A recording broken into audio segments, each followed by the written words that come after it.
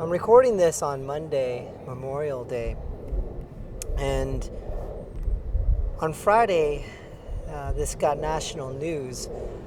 On the Portland Max, which is basically the local train that transports people to and from work, basically it goes north, south, east, and west in the Portland greater metropolitan area.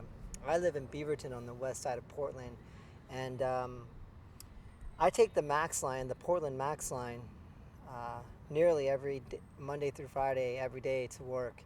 And I'll be taking it even more into Portland because I'm going to be transferring branches soon. And on Friday, there was a Portland Max attack. There was this gentleman who was basically berating this woman of a different religion, and she had a headpiece on, hijab, I believe is how you pronounce it, and he was berating her, and three men kind of came to her rescue and attempted to stop this man from harassment, and unfortunately he had slashed with his knife, killed two out of the three of them, and it was a horrible situation. And I was thinking how it kind of hits home because that's the Max line I take every day to work, and I'm trying to imagine if that transpired, what would I do, or if that was me as a victim, and it's just in a world that we live in. Sometimes it's not easy to think about the bad things that have transpired, and I think even in my devotions these days, I've been reading in the book of Romans, and we're reminded, the Apostle Paul talks about the fact that for all have sinned and fall short of the glory of God, and that no one is righteous, not one. And even in my devotion today, it just reminded how sin entered the world with a guy named Adam. Not me, but Adam from the Bible. And how the second Adam, the perfect Adam, Jesus, had to come to redeem and bring reconciliation from man to God. And it just is, even though you know that evil exists in the world because of sin, and you know that people have done horrific atrocities, it still doesn't always resonate in our mind on a constant basis until it hits at home, until it hits someplace that you live, someplace that you can relate to.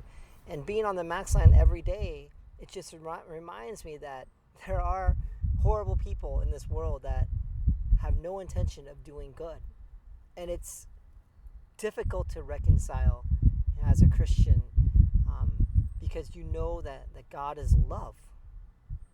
And yet, even though there's love in this world, there's a lot of hatred and a lot of sin. And I think as a response, I definitely give huge praise to those three heroes that came to this girl's defense. And I only hope that I would do the same thing given that situation.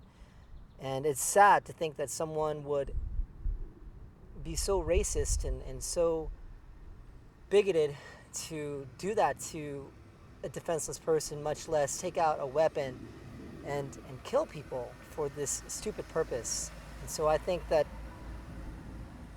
it's just a reminder that we live in a world where people are just going to do bad things. But what is a proper response? I wish I knew exactly how to respond, other than just to tell you that the Bible tells us to love our enemies and to pray for such people. And as much as my human self wants to lash out and to take out that horrible person who would do such a thing, I also have to remember on the flip side that Christ came for the redemption of all, not just a few. And that I can't judge a person's heart. It could be like Pharaoh, who had hardened his heart to the point that there was no return.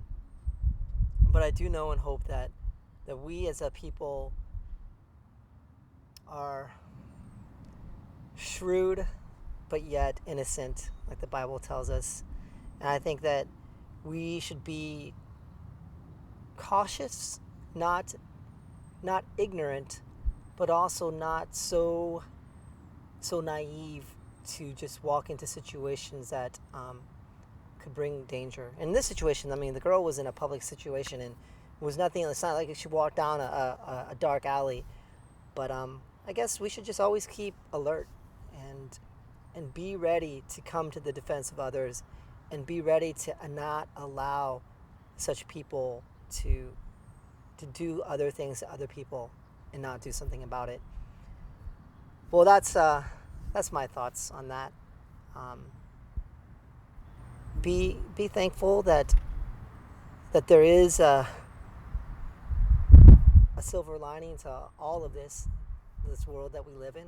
That there is a better place to go to, and I just want to encourage any of you who live in Portland or have seen their own situations happen in their own regions in the area, in the country, in the world that we live in. Keep your eyes fixed on the Lord. Know that ultimately He is in control. Yes, He does allow things to happen. Yes, He does allow evil to transpire, but He will win the war. We are already told that Jesus will come back. But until that day, keep your head up. Um, Fight the good fight, and